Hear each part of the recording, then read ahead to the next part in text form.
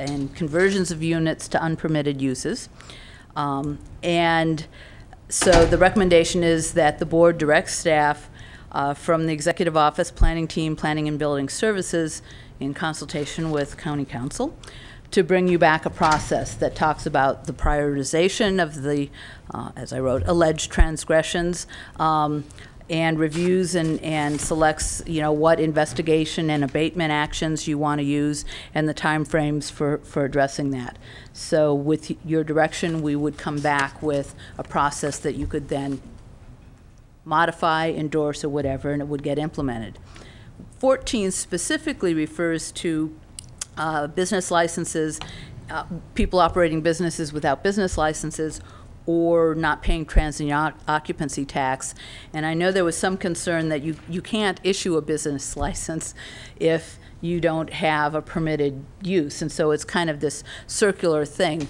The point we're trying to make in the recommendation is that not that they would be granted business licenses per se, but that whatever penalties can be applied for operating a business without a business license, for whatever reasons, that would be applied, and that people have to pay transient occupancy tax regardless of what, because they're bringing in that income, and therefore it needs to be taxed. I think so collecting that does not in any way condone or approve of those uses, but it is saying that because there were revenues gained from this activity, the county should be getting the TOT tax on transient occupancy tax on those revenues, and people should not be able to not only profit from the people staying at the inn, but also profit from not remitting to the county its revenues.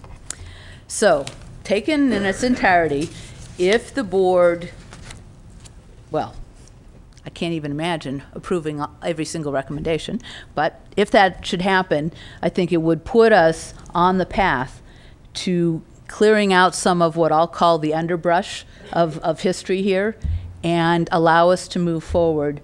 And it's like, in a way, we're incrementally creeping up on some very difficult decisions, but all you can do is deal with the decisions that are right in front of you and knock them off one by one. And so this is an attempt to look at things that don't require direct amendment or revision of the Mendocino Town Plan.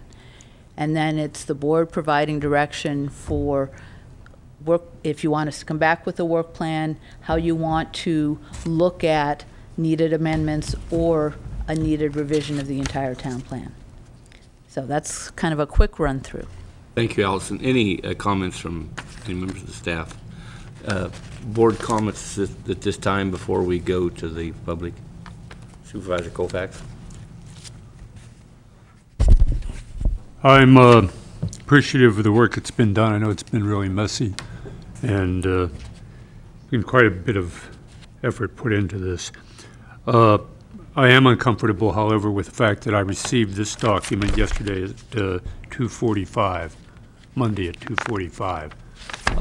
That is simply unacceptable. We should not be working, we should not be expecting supervisors to be able to make decisions on documents that arrive at 2:45 the day before on something like this. And I know there are all kinds of extenuating circumstances, but on the basis of that, I'm going to be very reluctant to recommend any action that would commit us to any line, but rather give guidance, but not make decisions, if that can be understood, because there are some things that do concern me. The question I have here is there seems to be a little bit of a contradiction, or I misunderstand. You were talking about bunching 3, 4, 5, and 10. If we look at number 5, clarify vacation home rental single unit rental caps, 46 or 53. It is recommended the Board of Supervisors utilize the figure 46, since that is the figure in the 92 Mendocino Town Plan. I think in an earlier version that's what pretty much what it said. But then when we come down to number 10, maybe I need to ask for the opinion from County Council on this or get some input there. It said, it is recommended that the Board of Supervisors direct planning and building process to process BHRSUR use permits to applicant property owners in order from the chronological list, based on any openings that result from the application of the formula in topic 4 above. And we go back to 4, and it looks like here that if we have the cap of 46, how do we kick it up any higher using the formula from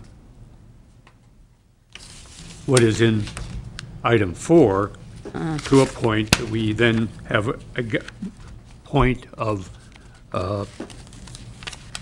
interest with number 10. You understand? Okay, well, yes, maybe it should refer to 4 and 5, but basically what 4 says is that you apply the 13-to-1 ratio to the difference in residential units from 2008 to the modified number from 1992, and we suspect that number is around 50. And then, so that would be 4 units? Dividing 50 by 13, you get about 4 units out of that. And so that 4 units would be added on